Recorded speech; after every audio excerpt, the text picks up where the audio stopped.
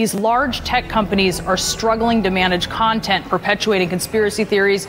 They're so vulnerable to outside interference. Isn't that a focus that could have been a missed opportunity?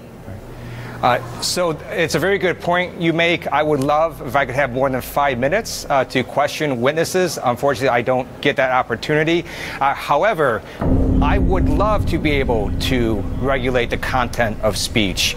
The First Amendment prevents me from doing so. Alex Jones's YouTube channel posted a video that was seen by 2.3 million subscribers, alleging that these were merely that these were actors and not real students who had experienced the most horrific thing anyone could possibly imagine. The video violated YouTube's rules against bullying, and it was removed. I said it was child actors. I said that they picked up the drama club and put out there because they were well spoken. And you sat there and you lied about me in that hearing, but you didn't call me to testify. You didn't call me to testify in America. I have a right to face my accusers. And you, Congressman Deutsch, are a liar and a fraud.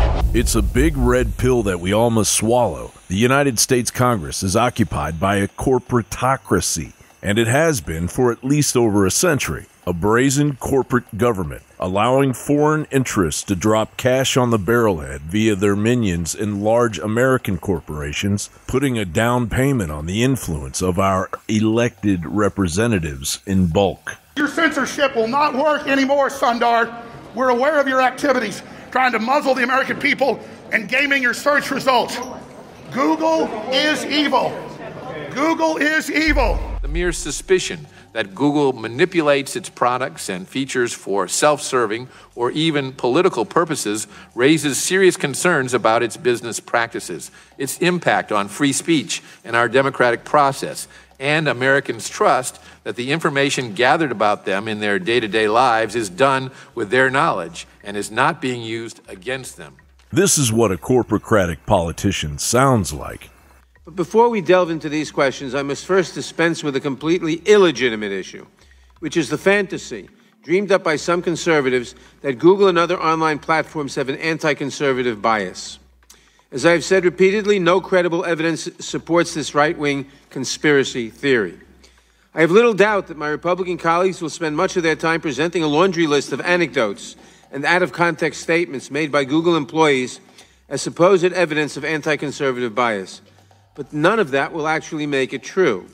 But this fact-free propaganda does help generate the mistrust that the majority leader referred to a few moments ago. Clearly, Google has engaged in nefarious foreign collusion. Just last month, Google employees walked out, protesting Google's Orwellian Chinese Dragonfly search engine. Nadler and company's fantasy that there isn't any anti-conservative bias amongst the hijacked public square, now controlled by ultra-liberal Silicon Valley, is laughable. In fact, the bias is reaching epidemic proportions that violate a First Amendment that can no longer exist under this growing corporocratic government.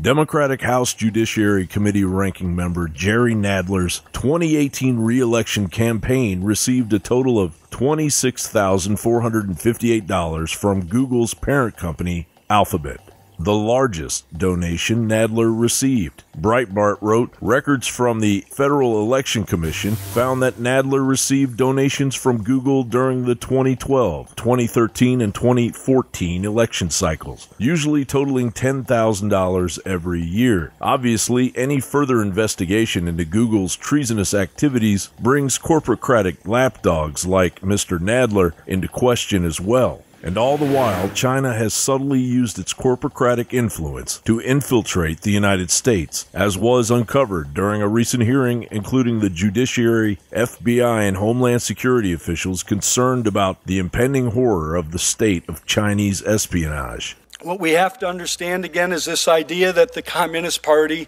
reigns supreme. It means those businesses ultimately are beholden to the Chinese government. And so what happens when the Chinese government asks those businesses to engage in activity contrary to U.S. interests? Those businesses have a choice. If they want to continue to do business, they basically follow the order of the Chinese government. If they decide not to follow those orders, they're at the risk of being shut down. And so our idea of a free market economy is not what China's system is. It is very, very different, and I think we need to understand that. Our First Amendment right to petition the government for a redress of grievances should be exponentially exercised until all foreign influence is exposed and dealt with properly. If we sit and do nothing, we can expect nothing in return. John Bowne reporting.